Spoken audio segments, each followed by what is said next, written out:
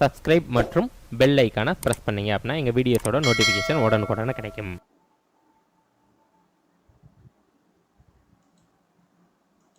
அனைத்து நண்பர்களுக்கும் ஆன்லைன் மேனியாவின் அன்பு வணக்கங்கள். நாம இன்றைக்கு மார்ச் 3, 2024 என்ன மாதிரியான முக்கியமான நடப்பு நிகழ்வுகள் மட்டும் இருக்குன்னு நாம பார்க்காம அது சார்ந்துள்ள ஸ்கூல் புக் கண்டென்ட்டையும் ப்ரீவியஸ் இயர் கொஸ்டினையும் கனெக்ட் பண்ணி கனெக்ஷன் வடிவில் தான் ஒவ்வொரு நாளும் கரண்ட் அஃபேர்ஸ் கிளாஸஸை நம்ம பார்த்து வந்துட்டு இருக்கோம். ஸோ இன்னைக்கும் நாம அப்படிதான் வீடியோவை கொண்டு போக போறோம். வீடியோ புதுமையா பார்க்கக்கூடிய நண்பர்கள் மறக்காம நம்ம சேனலை சப்ஸ்கிரைப் பண்ணி வச்சுக்கோங்க. வாங்க இன்னைக்கான கண்டென்ட் என்னெல்லாம் இருக்கு அப்படின்றத பார்க்க ஆரம்பிக்கலாம். பிஃபோர் தட் நேற்று நாம என்ன படிச்சோமோ அதை பண்ணும் விதமாக இங்கு 3 இமேஜஸ் கொடுக்கப்பட்டிருக்கு. சென்டர் ஆஃப் தி இமேஜஸ் பாருங்க, சக்தி திட்டம் அப்படின்றது குறிப்பிட்டிருக்காங்க. சோ கூகுள் நிறுவனம் ஸ்டார்ட் பண்ணாங்க. இந்த திட்டம் எதற்காக தொடங்கப்பட்டது அப்படின்றது மட்டும் மறக்காம கமெண்ட் பாக்ஸ்ல சொல்லுங்க. ரெண்டே வார்த்தையில சொல்லிடலாம். அடுத்து நாம என்ன பார்க்க போறோம் அப்படின்னா இன்னைக்கான முதல் டாபிக் INS ஜடாயு என்னும் இந்திய கடற்படை தளம் எங்கு தொடங்கப்படுகிறது அப்படின்னு கேட்டிருக்காங்க. சோ இந்த கேள்விக்கான மிகவும் சரியான விடை லட்சத்தீவு அப்படின்னு தெரியும். ஓகேங்களா?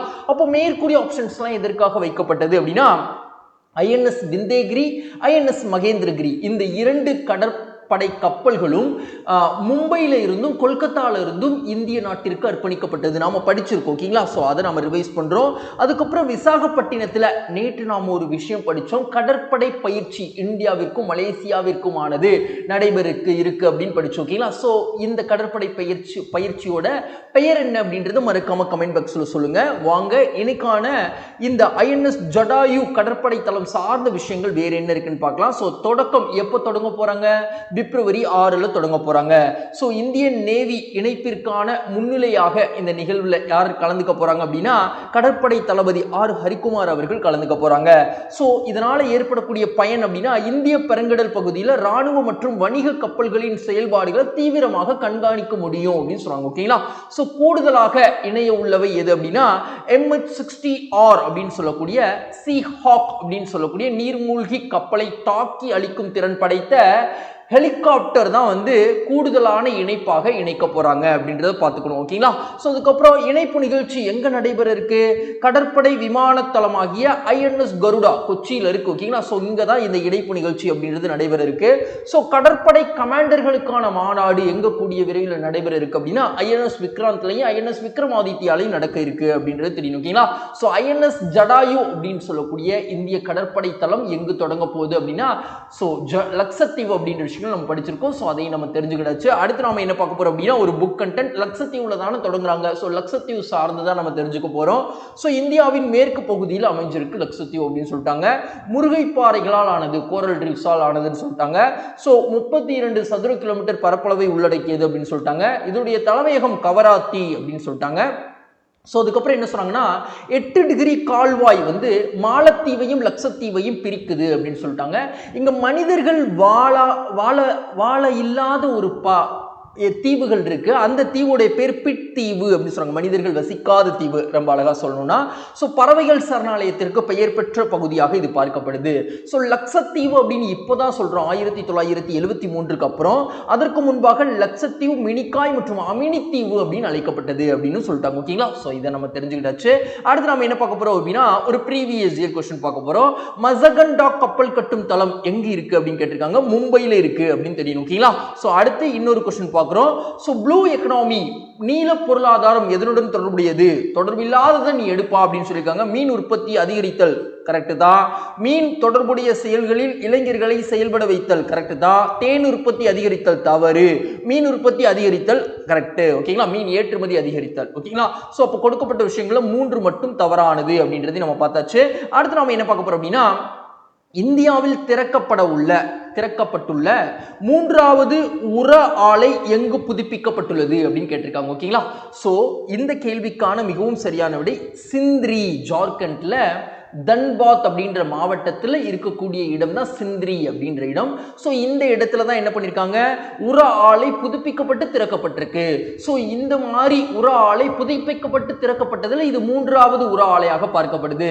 அப்போ 2021 கோரக்பூர்ல ஒரு ஆலை வந்து இதே மாதிரி புதுப்பிக்கப்பட்டு திறக்கப்பட்டது உத்தரப்பிரதேசத்தில். ஓகேங்களா? ஸோ 2வது ஆலை அப்படின்னா ராம்குண்டம் தெலுங்கானா மாவட்டத்தில் இருக்கு. ஸோ இங்க வந்து என்ன பண்ணாங்க, ஒரு ஆலை புதுப்பிக்கப்பட்டு திறக்கப்பட்டது அப்படின்னு சொல்றாங்க. ஓகேங்களா? ஸோ தற்பொழுது 3வது ஆலை உர ஆலையாக சிந்திரி அப்படின்ற இடத்துல வந்து புதுப்பிக்கப்பட்டு திறக்கப்பட்டிருக்கு. ஸோ கலோல் அப்படின்ற இடத்துல குஜராத்தில் இருக்கு. ஸோ இங்க என்ன பண்ணாங்க, நானோ டிஏபி தயாரிக்கக்கூடிய உர தொழிற்சாலை அப்படின்றது இந்தியாவிலேயே முதல் முறையாக அங்க கொண்டு வரப்பட்டது. ஸோ அதை ரிவைஸ் பண்றோம். ஓகேங்களா. ஸோ தற்பொழுது சிந்திரியில உர ஆலை அப்படின்றது புதுப்பிக்கப்பட்டு இந்திய பிரதமர் அவர்களால் திறந்து வைக்கப்பட்டிருக்கு. ஸோ மாநிலம் எங்க இருக்கு, ஜார்க்கண்ட்ல இருக்கு. ஸோ நாட்டுக்கு அர்ப்பணிக்கப்பட்ட உர ஆலையாக இது பார்க்கப்படுது. ஸோ ஹிந்துஸ்தான் உர்வரக் ரசாயன உர ஆலையத்தான் இப்ப நாட்டிற்கு அர்ப்பணிச்சிருக்காங்க. ஓகேங்களா. ஸோ ஆலை திறன் நாட்டில் யூரியா தயாரிப்பு ஆண்டுக்கு 12.7 லட்சம் டன் அதிகரிக்கும் இந்த ஆலை செயல்பாட்டிற்கு வந்துட்டா அப்படின்னு சொல்றாங்க. ஆலையின் மதிப்பு கிட்டத்தட்ட 8,900 கோடிகள் அப்படின்னு சொல்றாங்க. தொடங்கி வைத்தது இந்திய பிரதமர் தான். ஸோ வளர்ச்சி திட்டம் தொடங்கப்பட்டுள்ள மாநிலம் இப்போ தற்பொழுது இந்திய பிரதமர் அவர்களால் 2 மாநிலத்தில் வளர்ச்சி திட்டங்கள் தொடங்கி வச்சிருக்காங்க. ஒன்று மேற்கு வங்கத்தில் 7,200 கோடி மதிப்புள்ள வளர்ச்சி திட்டங்கள் தொடங்கப்பட்டிருக்கு. ஸோ ஜார்க்கண்ட்ல 35,700 கோடி மதிப்புள்ள வளர்ச்சி திட்டங்கள் தொடங்கி வைக்கப்பட்டிருக்கு. அந்த ஜார்க்கண்ட்ல தொடங்கப்பட்ட வளர்ச்சி திட்டங்கள்ல ஒண்ணுதான் இந்த சிந்திரியில புதுப்பிக்கப்பட்ட உர தொழிற்சாலை அப்படின்றது திறந்து வைக்கப்பட்டிருக்கு. ஓகேங்களா. அதை நம்ம பார்த்தாச்சு. அடுத்து நம்ம என்ன பார்க்க போறோம் அப்படின்னா, இங்க பாருங்க ஒரு புக் கண்டென்ட் தான் பார்க்குறோம். அமோனியால இருந்து தான் வந்து யூரியா அப்படின்றது கிடைக்குது. அப்ப யூரியா அப்படின்றது என்ன வகையான ஃபெர்டிலைசர் அப்படின்னா அமோனியா ஃபெர்டிலைசர் அப்படின்னு தெரியும். ஓகேங்களா. ஸோ இந்த அமோனியா ஆய்வகத்தில் பெருமளவில் யூரியா தயாரிப்பதற்கான அடிப்படை பொருளாக விளங்குகிறது. யூரியா விவசாயத்தில் ஒரு முக்கியமான உரம். ஏன்னா பயிர்கள் வளர்வதற்கு யூரியா ரொம்ப ஹெல்ப் பண்ணும் அப்படின்னு சொல்லுவாங்க. ஓகேங்களா. ஸோ வனஸ்பதி நெய் டால்டா தயாரிப்பதில் இது ஒரு கேட்டலிஸ்டாக வினையூக்கியாக பயன்படுது அப்படின்னு சொல்லுவாங்க. ஓகேங்களா. ஸோ அதுக்கப்புறம் இந்த யூரியாவை அதிகமாக நிலத்தில் விவசாயிகள் பயன்படுத்துவதன் மூலமாக நில மாசுபாடு ஏற்படுது அப்படின்னு விஷயங்கள் சொல்றாங்க. ஓகேங்களா. அடுத்து நாம என்ன பார்க்க போறோம் அப்படின்னா, ஒரு ப்ரீவியஸ் இயர் क्वेश्चन, இந்தியாவின் முதல் உர ஆலை எங்கு நிறுவப்பட்டது, சிந்திரியில நிறுவப்பட்டது அப்படின்னு தெரியும். ஓகேங்களா. ஸோ சிந்திரி தொடர்பான ஒரு உர ஆலை புதுப்பிக்கப்பட்டு திறக்கப்பட்டது. அதுக்கப்புறம் யூரியா தயாரிக்கக்கூடிய ஒரு உர ஆலை அப்படின்றதுனால யூரியா சார்ந்த புக் கண்டென்ட் பார்த்தோம். அதுக்கப்புறம் சிந்திரி சார்ந்த ஒரு ப்ரீவியஸ் இயர் क्वेश्चन பார்க்குறோம். இப்படி தாங்க கனெக்ட் பண்ணி நம்ம ஒவ்வொரு நாளும் பார்த்துட்டு இருக்கோம். 2 क्वेश्चन நம்ம அப்படிதான் பார்த்துருக்கோம். வீடியோ நீங்க பார்த்துட்டு இருக்க உங்களுக்கு இந்த வீடியோ பயனுள்ள வகையில் இருக்குன்னு நினைச்சீங்கன்னா மறக்காம லைக் பண்ணிட்டு வீடியோ பாருங்க, உங்க ஃப்ரெண்ட்ஸ்க்கும் ஷேர் பண்ணுங்க. அப்புறம் வீடியோ முழுமையா பார்த்து முடிச்சுட்டு உங்க மனசுக்கு என்ன தோணுதோ அதை கமெண்ட் பாக்ஸ்ல தெரிவிங்க. வாங்க இன்னைக்கான 3வது கேள்வியை நம்ம பார்க்க ஆரம்பிக்கலாம். தேசிய மின்னணு நிதி பரிமாற்றம் பற்றிய கருத்துக்களில் தவறானவை எது அப்படின்னு கேட்டிருக்காங்க. சோ நெஃப்ட் அப்படின்னு சொல்லுவாங்க. சோ இந்த நெஃப்ட் பத்தின தவறான விஷயம் என்ன அப்படின்னு கேட்டிருக்காங்க. சோ இந்த நெஃப்ட் வந்து இயக்குறது RBI அப்படின்னு ஃபர்ஸ்ட் ஆப்ஷன் கொடுத்திருக்காங்க. சரியா அப்படின்னு கேட்டா மிகவும் சரி.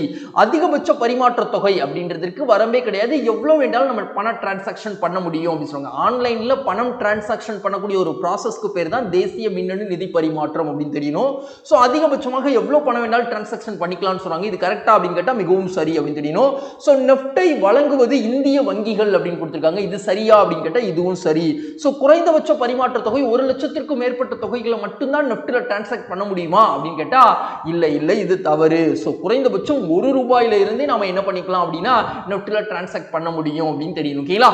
சோ இதுதான் வந்து கொடுக்கப்பட்ட விஷயங்கள். ஏன் இப்ப நெஃப்ட் பத்தி நம்ம பார்த்துட்டு இருக்கோம் அப்படின்றது தெரியணும்ல. சோ பாத்துடலாமா. தேசிய மின்னணு நிதி பரிமாற்றம் அப்படின்னு சொல்றாங்கல்ல. சோ ஒரே நாளில் முதல் முறையாக 4.1 கோடி பரிவர்த்தனைகள் மேற்கொள்ளப்பட்டு சாதனை படைச்சது மாதிரி இருக்கு. ஓகேனா இது வரைக்கும் நெஃப்ட்ல இவ்ளோ டிரான்சாக்ஷன் நடந்ததே இல்ல. சோ ஒரே நாள்ல இவ்ளோ டிரான்சாக்ஷன் நடந்திருக்கு அப்படின்னு சொல்றாங்க. பண பரிமாற்றத்திற்கு பயன்படுத்தப்படும் தொழில்நுட்பம் 2 விஷயங்கள் பயன்படுத்துறாங்க இந்திய வங்கிகள் பொறுத்த வரைக்கும். ஒன்னு RTGS முறை, இன்னொன்னு நெஃப்ட் அப்படின்னு சொல்றாங்க. ஓகேங்களா. சோ இது பத்திலாம் நம்ம ஸ்கூல் புக்ல இருக்கு, நம்ம அதை பார்க்க தான் போறோம். ஓகேங்களா. சோ நிர்வகிப்பது RBI தான் நிர்வகிக்கிறாங்க. RTGS மூலமாக மேற்கொள்ளப்பட்ட மேக்ஸிமம் டிரான்சாக்ஷன் ஒரே நாள்ல அப்படின்னா மார்ச் 31, 2023ல 15.25 லட்சம் பரிமாற்றங்கள் மேற்கொள்ளப்பட்டது. ஆனா இது 4.1 கோடி டிரான்சாக்ஷன் நடந்திருக்கு நெஃப்ட்ல. ஓகேங்களா. சோ செயலாக்க நேரம் நெஃப்ட் பொறுத்த வரைக்கும் கொஞ்சம் காலங்கள் எடுத்துக்கிறோம், அரை மணி நேரம் ஆகும் அப்படின்னு சொல்றாங்க. ஆனா RTGS அப்படின்றது உடனடியா என்ன ஆயிரும், பண டிரான்சாக்ஷன் ஆயிடும் அப்படின்னு சொல்றாங்க. ஓகேங்களா. அப்ப நெஃப்டோட பயன் என்ன அப்படின்னா அனைத்து நாட்களிலும் அணுகுவது, வங்கி விடுமுறை அல்லாத நாட்கள் அனைத்து நாட்களிலும் அணுக முடியும், பாதுகாப்பான பரிமாற்றமாக இது பார்க்கப்படுது, அனைத்து இந்திய பகுதிகளுக்கும் பணத்தை அனுப்ப முடியும் அப்படிங்கிற விஷயங்கள் சொல்றாங்க. ஓகேங்களா. சரி, இப்போ நம்ம ஸ்கூல் புக்ல இருக்க விஷயங்களை பார்க்கலாம். சோ நெஃப்ட் RTGS அப்படி சொல்றாங்க. நெஃப்ட்னா தேசிய மின்னணு வழி பண பரிவர்த்தனை அப்படின்னு சொல்லிட்டாங்க. நிகழ்நேர பெருந்திரள் தீர்வுகள் அப்படின்னு சொல்லிட்டாங்க. ஓகேங்களா. So real time cross settlement அப்படின்னு சொல்லுவாங்க. சோ அதுக்கப்புறம் வந்து தொகுப்பாக பரிமாற்றம் செய்யப்படுகின்றது, எனவே தாமதமாகும் அப்படின்னு சொல்லிட்டாங்க. நெஃப்ட் பொறுத்த வரைக்கும் நிகழ்நேரத்தில் பரிமாற்றம் செய்யப்படுகிறது, எனவே விரைவாக செயல்படும் அப்படின்னு சொல்லிட்டாங்க. சொல்லிட்டாங்க ஆர்டிஜிஎஸ் பொறுத்த வரைக்கும். ஸோ எப்பெல்லாம் வந்து நெஃப்ட் ஆக்டிவேஷன்ஸ்ல இருக்கும், ஸோ எப்பெல்லாம் பண்ணிக்கலாம் அப்படின்னா காலை 8 மணி முதல் மாலை 6:30 வரைக்கும் பண்ணலாம் வங்கி டைம் பொறுத்த வரைக்கும் சொல்றாங்க. அதே மாதிரி ஆர்டிஜிஎஸ் பொறுத்த வரைக்கும் 9 மணி முதல் 4:30 வரைக்கும் பண்ண முடியும்னு சொல்றாங்க. குறைந்தபட்ச அளவு அப்படின்றது நெஃப்ட்டுக்கு கிடையாது அப்படின்னு தெரியும். அதுதான் நம்ம ஆப்ஷன்ஸ்ல தப்புன்னு நம்ம பார்த்தோம். ஓகேங்களா? ஸோ ஆனா ஆர்டிஜிஎஸ்க்கு குறைந்தபட்ச தொகை அப்படின்றது இருக்கு. குறைஞ்சபட்சம் 2 லட்சத்திற்கு மேலதான் வந்து என்ன பண்ண முடியும் அப்படின்னா ஆர்டிஜிஎஸ் அப்படின்றது பண்ண முடியும் அப்படின்னு தெரியும். ஓகேங்களா? சோ அதை நம்ம தெரிஞ்சுக்கிட்டாச்சு. அடுத்து நாம என்ன பார்க்க போறோம் அப்படின்னா ஒரு ப்ரீவியஸ் இயர் क्वेश्चन பார்க்கிறோம். பயனுள்ள பொருளாதார வளர்ச்சி என்பது வளர்ச்சிக்கான திட்டமிடலை பொறுத்தது அப்படின்னு சொல்றாங்க. இது கரெக்டா அப்படின்னு கேட்டா மிகவும் சரி. பொருளாதார மேம்பாட்டிற்கான திட்டமிடல் அமைப்பை கொண்டிருப்பது நவீன அரசாங்கத்தின் தரப்பில் கட்டாயமாகிவிட்டது அப்படின்னு சொல்லியிருக்காங்க. இந்த விளக்கம் சரியாக பொருத்தப்பட்டிருக்கா? மிகவும் சரியாக பொருத்தப்பட்டிருக்கு. ஸோ பொருளாதாரம் சார்ந்து ஒரு கேள்வி பார்த்தோம், அதனால பொருளாதாரம் சார்ந்து ஒரு ப்ரீவியஸ் கொஸ்டின் பார்த்திருக்கோம். ஓகேங்களா? ஸோ உலக அளவில் அங்கீகாரம் கிடைத்துள்ள எக்ஸ்ஃப்ளைஃப் அப்படின்னு சொல்லக்கூடிய ஒரு மருந்தை கண்டுபிடிச்சது யாரு அப்படின்னு கேட்டிருக்காங்க. ஸோ இந்த கேள்விக்கான மிகவும் சரியான விடை நம்ம தமிழகத்தை சார்ந்த செந்தில்குமார் அவர்கள் தான் வந்து இந்த எக்ஸ்ஃப்ளைஃப் அப்படின்னு சொல்லக்கூடிய மருந்தை கண்டுபிடிச்சிருக்காங்க. உலக அளவில் அங்கீகாரமும் கிடைச்சிருக்கு அப்படின்னு சொல்லுவாங்க. ஓகேங்களா? ஸோ அப்போ மேற்கூறிய ஆப்ஷன்ஸ்லாம் ரவி கண்ணன் அப்படின்றவங்க யாரு? ஸோ இவங்க ஒரு மருத்துவர் தான். இவங்களுக்கு சர்வதேச அளவில் ஒரு என்ன கிடைச்சது அப்படின்னா அவார்டு கிடைச்சது. ஓகேங்களா? ஸோ அந்த அவார்டுடைய பேரை நீங்க சொல்லுங்க. ஸோ தென்கிழக்கு ஆசிய நாடுகளில் ஒரு நாடு மிகவும் பிரபலமாக கொடுக்கப்படக்கூடிய ஒரு விருது. ஸோ ராமன் அப்படின்னு ஆரம்பிக்கும், ஞாபகம் வச்சுக்கோங்க. அப்ப என்ன அவார்டு அப்படின்றது நீங்க சொல்லுங்க. ஸோ அதுக்கப்புறம் வந்து கந்தரராமன் அப்படின்னு இங்க கொடுத்திருக்காங்க. அவங்க யாரு? சோ தமிழ்நாட்டில் முதலமைச்சரின் விரிவான மருத்துவ காப்பீட்டு திட்டத்தை பற்றி ஆய்வு செய்வதற்கு ஒரு குழு அமைக்கப்பட்டது. அந்த குழுவிற்கான தலைவர் தான் கந்தரராமன் அப்படின்னு தெரியும். ஓகேங்களா? சுவாமிநாதன் அப்படின்றவங்க சுவாமிநாதன் கமிஷன்ஸ் 2006 போடப்பட்டது. சோ 2006 சுவாமிநாதன் கமிஷன்ஸ் என்ன அறிக்கை கொடுத்தாங்களோ அந்த அறிக்கைப்படி குறைந்தபட்ச ஆதரவு விலையை நிர்ணயிங்க அப்படின்னு சொல்லிட்டு தான் தற்பொழுது டெல்லியில விவசாயிகள் போராடிட்டு இருக்காங்க அப்படின்றதான் தெரியும். ஓகேங்களா? சோ எல்லாமே தமிழ்நாடை சார்ந்த பர்சனாலிட்டி தான் படிச்சிருக்கோம். சோ செந்தில்குமார் அவர்கள் தான் எக்ஸ்ஃப்ளைஃப் அப்படின்ற ஒரு மருந்து கண்டுபிடிச்சிருக்காங்க. அந்த மருந்துக்கு உலக அளவில் அங்கீகாரம் கிடைச்சிருக்கு அப்படின்றது நம்ம பார்த்திருக்கோம். சோ முனைவர் பட்டம் பெற்றவங்க, சோ தமிழ்நாட்டை சார்ந்தவங்க. சோ அங்கீகாரம் கொடுத்த அமைப்பு அப்படின்னா அமெரிக்க உணவு மற்றும் மருந்து தர கட்டுப்பாட்டு நிறுவனம் தான் கொடுத்திருக்காங்க. இந்தியாவில் கண்டுபிடிக்கப்பட்ட முதல் மருந்து என்னது? ஆர்மேலோக்சிபின் அப்படின்னு சொல்றாங்க. ஓகேங்களா? கருத்தரிப்பை தடுக்கும் மருந்து அப்படின்னு சொல்றாங்க. இதை வந்து மத்திய மருந்து தர கட்டுப்பாடு அமைப்பு தான் கண்டுபிடிச்சாங்க. யூபியில் இருக்காங்க, உத்தரப்பிரதேசத்தில் இவங்க தான் கண்டுபிடிச்சாங்க. என்னதான் இவங்க இந்த மருந்தை கண்டுபிடிச்சிருந்தாலும் இந்தியாவில் கண்டுபிடிக்கப்பட்ட ஒரு மருந்து, ஸோ கண்டுபிடிச்சிருந்து இந்தியாவில் தான் விநியோகம் பண்றாங்க. ஆனா இப்போ செந்தில்குமார் சார் அவர்கள் கண்டுபிடிச்சிருக்க மருந்து வந்து உலக அளவில் அங்கீகாரம் கிடைச்சிருக்கு. உலக நாடுகளுக்கெல்லாம் இது விநியோகம் செய்ய முடியும் அப்படின்றது இதுக்கான சிறப்பம்சமே. ஓகேங்களா? ஸோ சிறந்த உயிர்காக்கும் மருந்து ஆன்டிபயோட்டிக்ஸாக இது பார்க்கப்படுது எக்ஸ்ஃப்ளைஃப் அப்படின்றது. ஸோ சிறுநீர் குழாய் தொற்றை நீக்குகிறதுக்கு சிறந்து செயலாற்றுது. ஸோ நிமோனியா போன்ற நோயை குணப்படுத்துவதற்கும் ரொம்ப ஹெல்ப்ஃபுல்லாக இருக்கு அப்படின்னு சொன்னாங்க.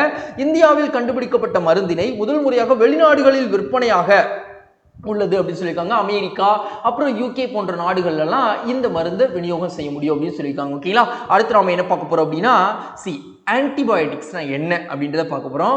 நுண்ணுயிரிகளின் வளர்ச்சிதை மாற்றத்தின் விளைபொருள்களே நுண்ணுயிரி எதிர்பொருள், அதாவது ஆன்டிபயோட்டிக்ஸ் அப்படின்னு சொல்றாங்க. நுண்ணுயிரிகளை தாக்கி அவற்றிற்கு தீங்கிழைக்கும் அல்லது அவற்றை கட்டுப்படுத்தும் தன்மையுடையது ஆன்டிபயோட்டிக்ஸ். 1929 அலெக்சாண்டர் ஃபிளெமிங் என்பவர் தான் பென்சிலின் அப்படின்ற நுண்ணுயிரி எதிர்ப்பொருளை முதல்ல கண்டுபிடிச்சாரு அப்படின்னு சொன்னாங்க. இப்போ தற்பொழுது வரைக்கும் உலக அளவில் எவ்வளோ ஆன்டிபயோட்டிக்ஸ் இருக்கு அப்படின்னா 258 ஆன்டிபயோட்டிக்ஸ் செயல்பாட்டில் இருக்கு அப்படின்னு சொன்னாங்க. ஓகேங்களா?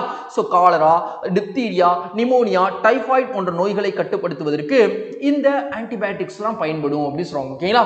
சரி, வாங்க அடுத்து நாம என்ன இருக்குன்னு பார்க்கலாம். அதற்கு முன்பாக நாம படிச்சோம், என்ன படிச்சோம் அப்படின்னா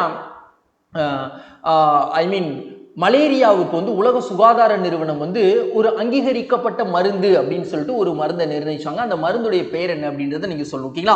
அடுத்து இங்க பாருங்க, ஒரு ப்ரீவியஸ் இயர் क्वेश्चन பார்க்குறோம். ஸோ இந்த क्वेश्चन ஏன் இப்போ நான் வச்சுட்டு இருக்கேன் அப்படின்னா சமீபத்திய காலங்களில் 2 எக்ஸாம்ஸ்ல நோபல் பிரைஸ் மெடிசின் 2 எக்ஸாம்ல கேட்டிருக்காங்க. மெடிசினை பத்தி கேட்டிருக்காங்க.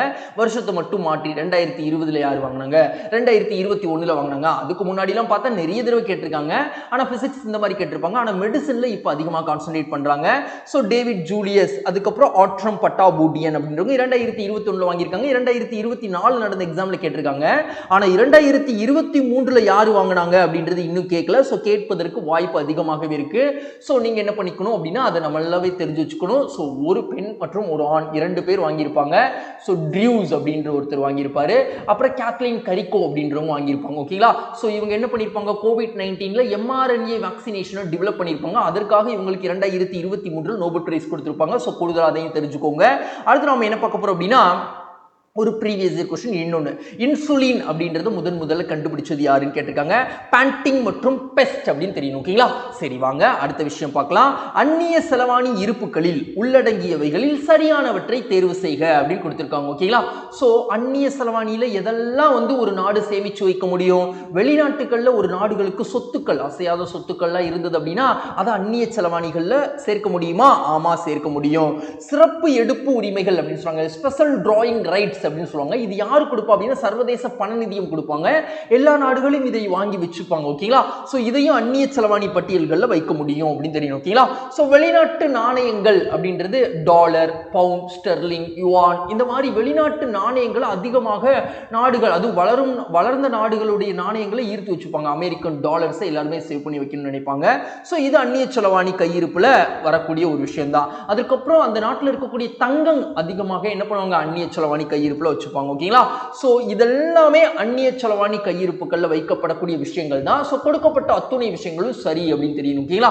சரி, இது சார்ந்து பார்க்கலாம். நடைபெற்றவை, இந்திய அந்நிய செலவாணி கையிருப்பு $2.98 பில்லியன் உயர்ந்திருக்கு அப்படின்னு சொல்றாங்க. ஓகேங்களா? அப்போ மொத்தமாக நம்ம இந்தியாவுல $619.07 பில்லியன் அளவுக்கு அந்நிய செலவாணி கையிருப்பு இருக்கு அப்படின்னு சொல்றாங்க. தற்பொழுது இவ்வளவு கூடி இருக்கு அப்படின்றதுனால இதை நம்ம பார்த்துட்டு இருக்கோம். சோ அந்நிய செலவாணியின் பாதுகாவலர் இந்திய நாட்டில் யார் அப்படின்னு கேட்டா என்ன சொல்லணும், ஆர்பிஐ சொல்லணும். சோ இந்தியாவின் பெரும்பங்கு வெளிநாட்டு சொத்துக்கள் தான் அதிகமாக நாம அந்நிய செலவாணி கையிருப்பாக வச்சிருக்கோம் அப்படின்னு சொல்றாங்க. அதுக்கப்புறம் தங்கம் அப்படின்றத வச்சிருக்கோம். ஓகேங்களா? சோ அதுக்கப்புறம் என்ன சொல்றாங்கன்னா இதோடைய பயன்பாடு, அந்நிய செலவாணி இருப்பதனால என்ன பயன் அப்படின்னா மாற்று விகிதத்தை நாம என்ன பண்ண முடியும், அதிகரிக்க முடியும். மாற்று விகிதம்னா என்ன? இப்போ நாம $1 என்ன பண்றோம், $1க்கு 80 ரூபாய் கொடுக்க வேண்டியதா இருக்கா? சோ இந்த மாற்று விகிதம் அப்படின்றது என்ன ஆகும் அப்படின்னா நம்மளால குறைக்க முடியும். எப்படின்னா நம்மளுடைய ரூபாயோட மதிப்பு உயர்த்தும் பொழுது, சோ எப்பெல்லாம் நம்ம அந்நிய செலவாணியை அதிகமாக ஈர்க்கிறோமோ அப்பெல்லாம் ரூபாயோட மதிப்பு கூடும், அப்ப டாலரோட மதிப்பு இறங்கும் அப்படின்றது தெரியும். ஓகேங்களா? பணவியல் கொள்கை அமைக்க, பணவியல் கொள்கை யார் பண்ணுவா, ரிசர்வ் பேங்க் ஆஃப் இந்தியா பண்ணுவாங்க. சோ பொருளாதார ரீதியாக இங்க விலையேற்றங்கள், விலை வீழ்ச்சிகள் நடைபெறாம இருப்பதை கண்காணிக்கக்கூடிய ஒரு அமைப்பு தான் ஆர்பிஐ. சோ மானிட்டரி பாலிசி அவங்க தான் பண்ணுவாங்க. மணி சர்க்குலேஷன்ஸ் எப்படிலாம் வச்சுக்கணும் அப்படின்றது தான் பணவியல் கொள்கை. ஓகேங்களா?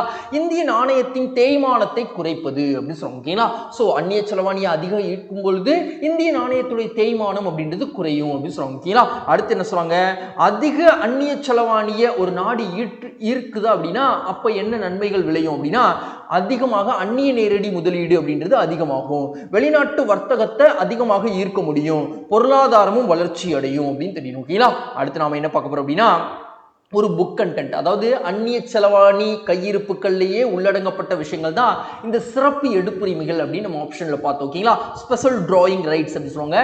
இதற்கு இன்னொரு பேர் இருக்கு, தாழ் தங்கம் அப்படின்னு சொல்லுவாங்க. ஓகேங்களா? சோ இது நிதியம் தான் கொடுப்பாங்க. சோ பன்னாட்டு நீர்மைத்தன்மையை உருவாக்க 1969 பன்னாட்டு சர்வதேச நிதியத்தால் உருவாக்கப்பட்டது. உறுப்பு நாடுகளுக்கு கொடுக்கப்படக்கூடியது. அந்த நாட்டுடைய மூலதன பங்கு தொகையின் அளவுக்கு ஏற்ப இந்த ஸ்பெஷல் டிராயிங் ரைட்ஸ் அப்படின்றது கொடுக்கப்படும் அப்படின்னு சொல்றாங்க. பன்னாட்டு மதிப்பு மிக்க ஒரு விஷயமாக இது பார்க்கப்படுது. ஓகேங்களா? சோ ஹெயின் அப்படின்றவர் சொல்லியிருக்காரு, நிதியம் ஒரு பன்னாட்டு மத்திய வங்கி போல் உள்ளது அப்படின்னு சொல்லியிருக்காரு. ஓகேங்களா? அதையும் தெரிஞ்சுக்கணும். அதாவது இன்டர்நேஷனல் மானிட்டரி ஃபண்ட் பத்தி ரொம்ப அழகா சொல்லியிருக்காரு. ஓகேங்களா? இன்டர்நேஷனல் அளவுக்கு ஒரு சென்ட்ரல் பேங்க் மாதிரி இருக்கு அப்படின்னு ஹெயின் சொல்லியிருக்காரு. ஸோ அதையும் நம்ம பார்த்துட்டு, அப்போ எஸ்டிஆர் அப்படின்றத வழங்கக்கூடியவங்க ஐஎம்எஃப் அப்படின்னு தெரியும். ஓகேங்களா? ஐஎம்எஃப் உடைய ஹெட் குவார்டர்ஸ் எங்க இருக்கு அப்படின்றது மறக்காம கமெண்ட் பாக்ஸ்ல சொல்லுங்க. அடுத்து ப்ரீவியஸ் இயர் கொஸ்டின் பார்க்க போறோம். இந்திய பொருளாதாரம் சார்ந்து இங்க என்ன குறிப்பிட்டிருக்காங்கன்னு பார்க்கலாம். இந்திய பொருளாதாரம் முதலாளித்துவ பொருளாதாரத்திற்கு சிறந்த எடுத்துக்காட்டு. இல்ல கலப்பு பொருளாதாரம் பொருளாதாரத்திற்கு சிறந்த எடுத்துக்காட்டு அப்படின்னு தெரியும். ஓகேங்களா? இந்தியாவில் அதிகமானோர் வேளாண் தொழில் செய்கின்றனர். சரியா? மிகவும் சரி. சோ இந்திய பொருளாதாரம் G20 நாடுகளில் இடம்பெற்றுள்ளது. சரியா? மிகவும் சரி. வேலை வாய்ப்பை உருவாக்க திறனுள்ள நிலையில் இந்தியா இருக்கு. நிறைய வேலையின்மை இங்க இருக்கு. ஓகேங்களா? சோ அதுவும் தவறு. ஓகேங்களா? சோ கொடுக்கப்பட்ட விஷயங்களை 2 மற்றும் 3 சரியாக பொருத்தப்பட்டிருக்கு. அடுத்து இந்தியாவில் தற்பொழுது ஆண்டுக்கு எத்தனை முறை போலியோவிற்கான மருந்து வழங்கப்படுகிறது? இந்தியாவில் தற்பொழுது ஆண்டிற்கு எத்தனை முறை குழந்தைகளுக்கு போலியோ மருந்து கொடுக்குறாங்க? ஒரே ஒரு முறை தான் கொடுக்குறாங்க. ஓகேங்களா? சோ 2 முறை கொடுத்துட்டு வந்துட்டு இருந்தாங்க. சோ போலியோ இல்லாத நாடுகளின் பட்டியலில் இந்தியா எப்போ இணைஞ்சதோ சோ அதுல இருந்து நாம 2 முறை கொடுப்பதை ஒரு முறையாக மாற்றி அமைச்சிட்டோம் அப்படின்னு சொல்றாங்க. ஓகேங்களா? சோ அது போக தமிழ்நாட்டை பொறுத்த வரைக்கும் 4 முறை ஆண்டுக்கு பஞ்சாயத்து ராஜ் அப்படின்றது நடைபெற்று வந்துட்டு இருந்தது. சோ அது என்ன ஆகிடுச்சு அப்படின்னா 6 முறையாக புதுப்பிச்சு வச்சிருக்கோம். ஓகேங்களா? சோ அதை நம்ம கூடுதலா ரிவைஸ் பண்ணிட்டாச்சு. சோ ஒரு முறை மட்டும்தான் இப்போ என்ன பண்ணிட்டு இருக்காங்க, இந்தியா வந்து போலியோ வேக்சின் அப்படின்றது கொடுத்துட்டு இருக்காங்க. ஓகேங்களா? சோ இது சார்ந்த விவரம் பார்க்கலாம். போலியோ தடுப்பு சொட்டு மருந்து முகாம் அப்படின்றது தற்பொழுது தமிழ்நாட்டில் நடைபெற்றிருக்கு மார்ச் 3. இந்த போலியோ சொட்டு மருந்து அப்படின்றது 5 வயதுக்குட்பட்ட குழந்தைகள் கொடுப்பாங்க, பிறக்கும் குழந்தைகள் கூட கொடுத்துருப்பாங்க. ஓகேங்களா? சோ போலியோ ஒழிக்கப்பட்ட நாடுகள் பட்டியலில் இந்தியா உள்ளது அப்படின்னு தெரியணும். சோ சொட்டு மருந்தின் இலக்கு என்ன அப்படின்னா தமிழ்நாட்டை பொறுத்த வரைக்கும் இந்த வருஷம் 57.84 லட்சம் குழந்தைகளுக்கு கொடுத்துடணும் அப்படின்னு நினைக்கிறாங்க. ஓகேங்களா? சோ அதுக்கப்புறம் என்ன சொல்றாங்க அப்படின்னா உறுதுணையானவை அப்படின்னா தேசிய தடுப்பூசி அட்டவணையின் கீழே தான் இந்த முகாம்லாம் நடைபெறுது. சோ இதன் மூலமாக தான் குழந்தைகளுக்கு நிறைய போலியோ வேக்சின்ஸ் அப்படின்றது கொடுக்குறோம். ஓகேங்களா? சோ தமிழகத்திற்கான சிறப்பு என்னடா 20 ஆண்டுகளாக தமிழ்நாட்டில் போலியோ அப்படின்ற நோயே கிடையாது அப்படின்ற நிலையில நாம இருக்கோம். சோ இதுக்காக பன்னாட்டு நிறுவனங்கள் ஹெல்ப் பண்ணுவாங்களா அப்படின்னா யூனிசெஃப் மற்றும் உலக சுகாதார அமைப்புகள்லாம் ஹெல்ப் பண்ணுவாங்க அப்படின்னு தெரியும். ஓகேங்களா? அடுத்து நாம என்ன பார்க்க போறோம் அப்படின்னா இந்த போலியோ நோய் சார்ந்து நம்ம ஸ்கூல் புக்ல என்ன சொல்லியிருக்காங்க, சோ நோயோட பேரை சொல்றாங்க போலியோ மைலிட்டிஸ் அப்படின்னு சொல்றாங்க. இதுக்கான நோய் காரணி என்ன அப்படின்னா போலியோ வைரஸ் அப்படின்னு சொல்றாங்க. சோ பாதிக்கப்படும் திசுக்கள் அல்லது உறுப்புகள் அப்படின்னு பார்த்தா மத்திய நரம்பு மண்டலம் வந்து பாதிக்கும் அப்படின்னு சொல்றாங்க. சோ இதுக்கு கொடுக்கப்படக்கூடிய மருந்தின் பெயர் என்ன, சால்க் அப்படின்ற மருந்து தான் தடுப்பு மருந்தாக பார்க்கப்படுது. வாய்வழி போலியோ தடுப்பு மருந்து அப்படின்னு சொல்றாங்க. ஓகேங்களா? அடுத்து மெட்ரோ வழித்தடத்துக்காக முதல் முறையாக நதிக்கு அடியில் சுரங்கப்பாதை எங்கு அமைக்கப்பட்டுள்ளது அப்படின்னு கேட்டிருக்காங்க. சோ கொல்கத்தாவில் அமைக்கப்பட்டுள்ளது அப்படின்னு தெரியணும். சோ மும்பை மற்றும் அகமதாபாத் அப்படின்றது புல்லட் ரயில் திட்டத்தை குறிக்கும் விதமாக அந்த ஆப்ஷன்ஸ் வைக்கப்பட்டது. சென்னையில கூட நதிக்குள்ள என்ன பண்ண போறாங்க, மெட்ரோ அப்படின்றது இயக்குவதற்காக பணிகள் தற்பொழுது போயிட்டு இருக்கு அடையாறு போன்ற நதிகள்ல அப்படின்றதுலாம் நம்ம படிச்சிருந்தோம். ஓகேங்களா? சோ அதை ரிவைஸ் பண்றதுக்காக வைக்கப்பட்டது. சோ கொல்கத்தாவில் முதல் முறையாக நதிக்கு அடியில் சுரங்கப்பாதை அமைச்சிருக்காங்க மெட்ரோ ரயிலுக்காக அப்படின்னு தெரியணும். சோ இதை வந்து கூடிய விரைவில் இந்திய பிரதமர் அவர்கள் மார்ச் 6ஆம் தேதி வந்து திறக்க இருக்காங்க. சோ எதிர்கால ரயில்வே திட்டங்களாக என்னெல்லாம் சொல்றாங்க அப்படின்னா 1000க்கும் மேற்பட்ட அமிர்த பாரத் ரயில் அப்படின்றது தயாரிக்க திட்டமிட்டிருக்கோம். அதோடைய வேகம் 250 km/hல போகும் அப்படின்னு சொல்றாங்க. இந்தியா ரயில்வேவின் துறையோட சாதனைகள் அப்படின்னா சமீபத்திய காலங்களில் உலகின் உயரமான செனாப் ரயில் மேம்பாலம் அப்படின்றது அமைக்கப்பட்டது ஜம்மு காஷ்மீர்ல. இந்தியாவின் முதல் கடலுக்கடியில் சுரங்கப்பாதை மும்பை டு தானேக்கு அமைச்சாங்க. சோ புல்லட் ரயில் திட்டம் நம்ம பார்த்தோம், மும்பை டு அகமதாபாத் பார்த்தோம். சோ மேம்படுத்த உள்ள தொழில்நுட்பம் அப்படின்னா கவச் அப்படின்னு சொல்லக்கூடிய தொழில்நுட்பம் ரயில் ஆக்சிடென்ட் வந்து தடுக்கும் விதமாக இந்த கவச் டெக்னாலஜி யூஸ்ஃபுல்லா இருக்கும். சோ இதை வந்து நாம வந்து வெகு விரைவில் இந்தியா முழுவதும் அமல்படுத்துவதற்காக 1.27 லட்சம் கோடிகள் முதலீடு செய்யப்பட்டிருக்கு அப்படின்னு விஷயங்கள் சொல்லியிருக்காங்க. ஓகேங்களா? அடுத்து நாம என்ன பார்க்க போறோம் அப்படின்னா இந்தியாவில் மெட்ரோ ரயில் போக்குவரத்து புக்ல 8 பெருநகரங்கள் கொடுத்திருக்காங்க. அஸ் ஆஃப் நவ் இந்தியாவில் எத்தனை மெட்ரோ ரயில் போக்குவரத்து எத்தனை நகரங்கள்ல இருக்கு அப்படின்றது நீங்க கமெண்ட் பாக்ஸ்ல சொல்லுங்க. ஸோ அதுக்கப்புறம் 8 நகரங்கள் என்னென்ன அப்படின்றத டிக்டேட் பண்றாங்க. கொல்கத்தா, சென்னை, புதுடெல்லி, பெங்களூர், குர்கியான், மும்பை, ஜெய்ப்பூர், கொச்சி அப்படின்னு சொல்றாங்க. முதல்ல ஸ்டார்ட் பண்ணப்பட்டது கொல்கத்தா அப்படின்னு சொல்லிட்டாங்க. அதிக மக்களை விரைவாக ஏற்றிச் செல்லக்கூடிய ஒரு போக்குவரத்து அமைப்பாக மெட்ரோ இருக்கு அப்படின்னு சொல்லிட்டாங்க. 2018 படி 507 கிலோமீட்டர் நீள மெட்ரோ இருப்பு பாதைகள் 381 ரயில் நிலையங்களுடன் இயங்கி வருகிறது அப்படின்றது அப்ப இருக்கக்கூடிய ஸ்டாட்டிஸ்டிக்ஸ் கொடுத்திருக்காங்க. ஓகேங்களா? சோ தற்பொழுது எத்தனை நகரங்கள்ல மெட்ரோ இயங்கிட்டு இருக்கு அப்படின்றது நீங்க சொல்லுங்க. சோ ப்ரீவியஸ் இயர் क्वेश्चन பார்க்கலாம். பிலாஸ்பூர் அப்படின்றது எந்த ரயில்வே மண்டலத்தின் தலைமையகமாக பார்க்கப்படுதுன்னு கேட்டிருக்காங்க. தென்கிழக்கு மத்திய ரயில்வே மண்டலத்தின் தலைமையகமாக இருக்கு அப்படின்னு தெரியும். ஓகேங்களா? சோ இந்தியாவில் உள்ள எந்த மாநிலத்தின் அமைதிக்காக உள்துறை அமைச்சகம் மூலம் முத்தரப்பு ஒப்பந்தம் தற்பொழுது கையெழுத்தாகி உள்ளது அப்படின்னு கேட்டிருக்காங்க. திரிபுரா மாநிலத்திற்கான அமைதிக்காகத்தான் இப்ப என்ன பண்ணிருக்காங்க, முத்தரப்பு ஒப்பந்தம் அப்படின்றது போட்டிருக்காங்க. சோ இதற்கு முன்பாக அஸ்ஸாம்ல உல்ஃபா டெரரிசம் என்ன பண்ணாங்க, அமைதி பேச்சுவார்த்தையில் ஈடுபட்டாங்க. நாகாலாந்தில் கப்லாங் அப்படின்னு சொல்லக்கூடிய அமைப்பு வந்து அமைதி பேச்சுவார்த்தையில் ஈடுபட்டு ஒப்பந்தம் மேற்கொள்ளப்பட்டது. மணிப்பூர்ல கூட அமைதி பேச்சுவார்த்தை அப்படின்றது நடந்தது. ஓகேங்களா, UFLA அப்படின்னு சொல்லக்கூடிய அமைப்பு. ஸோ இதெல்லாம் சமீபத்திய காலங்கள் நடந்தது. ஸோ அதெல்லாம் ரிவைஸ் பண்ணிட்டோம். ஸோ திரிபுராவில் தற்பொழுது ஒரு அமைப்பு வந்து உள்துறை அமைச்சகத்தோடையும் திரிபுரா மாநில அரசத்தோடையும் இணக்கமாக போய் அவங்க வந்து இனிமேல் வந்து அமைதி வழியில இருக்க போறோம் அப்படின்னு சொல்லியிருக்காங்க. இதற்கான முத்தரப்பு ஒப்பந்தம் டெல்லியில் நடந்திருக்கு. ஸோ மத்திய உள்துறை அமைச்சர், அப்புறம் அந்த அமைப்புடைய பேர் என்ன, திரிபுரா மோதா அமைப்பு அப்படின்னு சொல்றாங்க, திரிபுரா மாநில அரசு அப்படின்னு சொல்லிட்டாங்க. நோக்கம் என்ன, திரிபுரா பழங்குடி மக்களின் வாழ்வை மேம்படுத்தும் விதமாக இந்த முத்தரப்பு ஒப்பந்தம் போடப்பட்டிருக்கு. சிறப்பு வடகிழக்கு பகுதியில் வளத்தை மேம்படுத்த 5 ஆண்டுகளில் 11 முக்கியமான ஒப்பந்தங்கள் கையெழுத்தாகி இருக்குன்னு சொல்றாங்க. கையெழுத்தான இடம் டெல்லியில தான். ஸோ தற்பொழுது திரிபுரா முதல்வராக இருக்கக்கூடியவங்க மாணிக் சாஹா அப்படின்னு தெரியும். ஓகேங்களா, ஸோ இப்போ திரிபுராவுடைய சிறப்பம்சத்தை பார்க்கும் விதமாக ஒரு விஷயத்தை நம்ம பார்க்க போறோம். திரிபுரால எழுத்தறிவு அப்படின்றது அதிகமாகவே இருக்கு அப்படின்னு சொல்றாங்க. ஓகேங்களா, 94.65% இருக்கு. ஆனா 2011 கணக்கெடுப்பின் படி பார்த்தோம்னா கேரளா மிசோரமுக்கு கீழே தான் வந்து நாம அதாவது திரிபுரா இருந்தாங்க, 4வது இடத்துல இருந்தாங்க. ஸோ தேசிய சராசரியே 74 தான். ஆனா அதை விட திரிபுரால நல்லாவே படிக்க வச்சிருக்காங்க அப்படின்னு சொல்றாங்க. ஓகேங்களா, அடுத்து நாம என்ன பார்க்க போறோம் அப்படின்னா ஒரு ப்ரீவியஸ் இயர் கொஸ்டின். ஸோ அமைப்பு முறைகள் சார்ந்து பார்த்ததுனால இந்த கொஸ்டின் நம்ம பார்க்குறோம். ஸோ இதில் எது கரெக்டாக இல்லை அப்படின்னு கேட்டிருக்காங்க. ஓகேங்களா, சிஃபா அப்படின்றது சவுத் இந்தியன் பீப்புள் அசோசியேஷன்ஸ் அப்படின்றது கரெக்ட் தான். ஸோ சில்ஃப் அப்படின்றது சவுத் இந்தியா லிபரல் ஃபெடரேஷன் அப்படின்னு வரணும். ஸோ இது தவறு அப்படின்னு தெரியும். ஓகேங்களா, ஸோ AMS அப்படின்றது ஆந்திர மகாசபா அப்படின்றது கரெக்ட் தான். ஸோ MP அப்படின்றது மெட்ராஸ் பிரசிடென்சி அசம்பிளி அப்படின்னு கொடுத்திருக்காங்க, இது தவறு. ஓகேங்களா, சோ கொடுக்கப்பட்ட விஷயங்கள தவறானது 2 மற்றும் 4 அப்படின்னு தெரியணும். சோ அடுத்து சமீபத்திய எண்ணிக்கையுடன் சரியாக பொருத்துக. பை டைரக்ஷனல் மீட்டர் எதற்கு பயன்படுத்துறாங்க, சோ PM சூரியோதயா திட்டம் அப்படின்றது அறிவிச்சாங்க. சோ வீடுகள்ல நிறைய சூரிய பேனல்களை யூஸ் பண்ணி சூரிய மின் ஆற்றல் நிறைய கிடைச்சது, எஃபிஷியன்சி, அதாவது வீட்டுக்கு போக அதிகமாக கிடைக்குது அப்படின்னா அதை என்ன பண்ணலாம், மின் வாரியங்களுக்கு விற்றலாம்.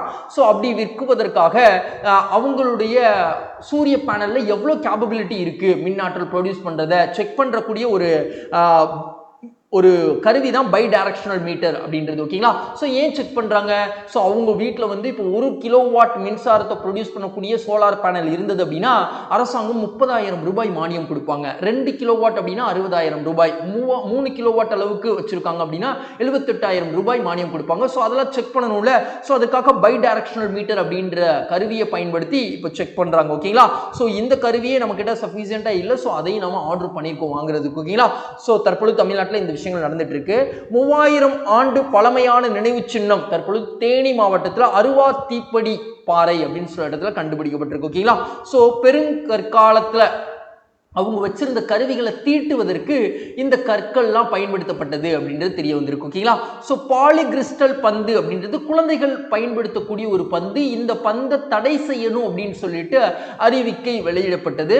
ஸோ அதற்கான நடவடிக்கைகள் மத்திய அரசு என்னெல்லாம் எடுத்திருக்காங்க அப்படின்றது தமிழ்நாடு உயர்நீதிமன்றம் கேள்வி எழுப்பியிருப்பாங்க. ஓகேங்களா, ஸோ அதுக்கப்புறம் அந்நிய நேரடி முதலீடை பொறுத்த வரைக்கும் கடந்த ஆண்டு ஏப்ரல்ல இருந்து டிசம்பர் வரைக்கும் பார்த்தோம்னா 2023 13% குறைந்திருக்கு அப்படின்னு சொல்றாங்க. ஓகேங்களா, சோ அதை நம்ம தெரிஞ்சுக்கிட்டாச்சு. அடுத்து நம்ம என்ன பார்க்க போறோம் அப்படின்னா ஒரு ப்ரீவியஸ் இயர் क्वेश्चन. புதிய கற்கால பண்பாடு தமிழ்நாட்டில் பரவி இருந்த இடம் பையம்பள்ளி. பெருங்கற்காலம் அப்படின்னா அது பெரிய கல்லை பயன்படுத்துவாங்க, புதிய கற்காலம் அப்படின்னா ரொம்ப ஷார்ப்பா மைனூட்டான கல்லை பயன்படுத்துவாங்க. ஓகேங்களா, சோ பையம்பள்ளியில புதிய கற்கால பண்பாடு அப்படின்றது கிடைச்சிருக்கு.